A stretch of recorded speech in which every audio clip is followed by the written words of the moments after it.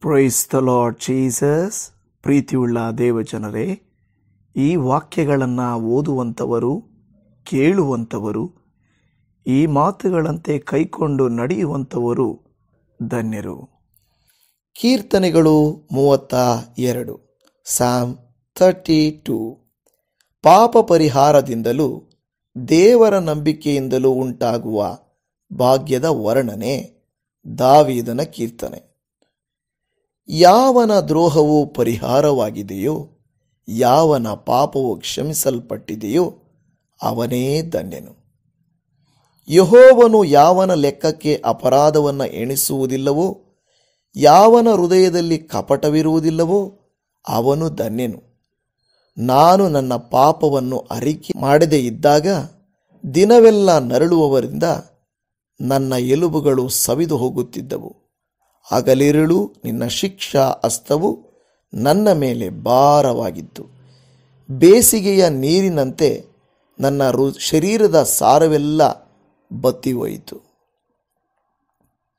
ಹೀಗಿರುವಲ್ಲಿ ಯೆಹೋವನ ಸನ್ನಿಧಿಯಲ್ಲಿ ನನ್ನ ದ್ರೋಹವನ್ನು ಒಪ್ಪಿಕೊಳ್ಳುವೆನು ಅಂದುಕೊಂಡು ನನ್ನ ಪಾಪವನ್ನು ಮರೆಮಾಡದೆ ನಿನಗೆ ನನ್ನ ದೋಷವನ್ನು ತಿಳಿಸಿದೆನು. ನೀನು ನನ್ನ ಅಪರಾಧ ಪಾಪಗಳನ್ನು ಪರಿಹರಿಸಿಬಿಟ್ಟಿ. ಇದರಿಂದ ಭಕ್ತರೆಲ್ಲರೂ ಸಕಾಲದಲ್ಲಿ ನಿನ್ನನ್ನು ಪ್ರಾರ್ಥಿಸಲಿ. ಮಹಾಪ್ರವಾಹವು ಅಂಥವರನ್ನು ಮುಟ್ಟುವುದೇ ಇಲ್ಲ. ನೀನೇ ನನಗೆ ಮರೆಯು, ನಿರಾಪಾಯವಾಗಿ ನನ್ನನ್ನು ಕಾಯುವಿ. ವಿಮೋಚನಾ ಧ್ವನಿಯಿಂದ ನನ್ನನ್ನು ಆವರಿಸಿಕೊಳ್ಳುತ್ತಿ. ಯೆಹೋವನು ನಿನ್ನನ್ನು ಉಪದೇಶಿಸಿ ನಡೆಯಬೇಕಾದ ಮಾರ್ಗವನ್ನು ತಿಳಿಸುವೆನು. ನಿನ್ನನ್ನು ಕಟಾಕ್ಷಿಸಿ ಆಲೋಚನೆ ಹೇಳುವೆನು ಅನ್ನುತ್ತಾನಲ್ಲ. ಆದದರಿಂದ ನೀವು ವಿವೇಕಹೀನರಾಗಿ ಕುದುರೆಯಂತಾಗಲಿ ಏಸರ ಕತ್ತೆಯಂತಾಗಲಿ ಇರಬೇಡಿರಿ.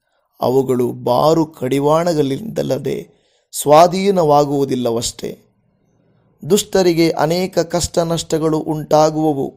ಆದರೆ ಯೆಹೋವನಲ್ಲಿ ಭರವಸೆ ಇಟ್ಟಿರುವವರನ್ನು ಆತನ ಕೃಪೆಯು ಆವರಿಸಿಕೊಳ್ಳುವುದು.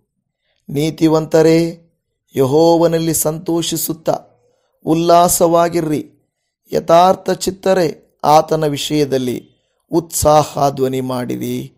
ಆಮೇನ್.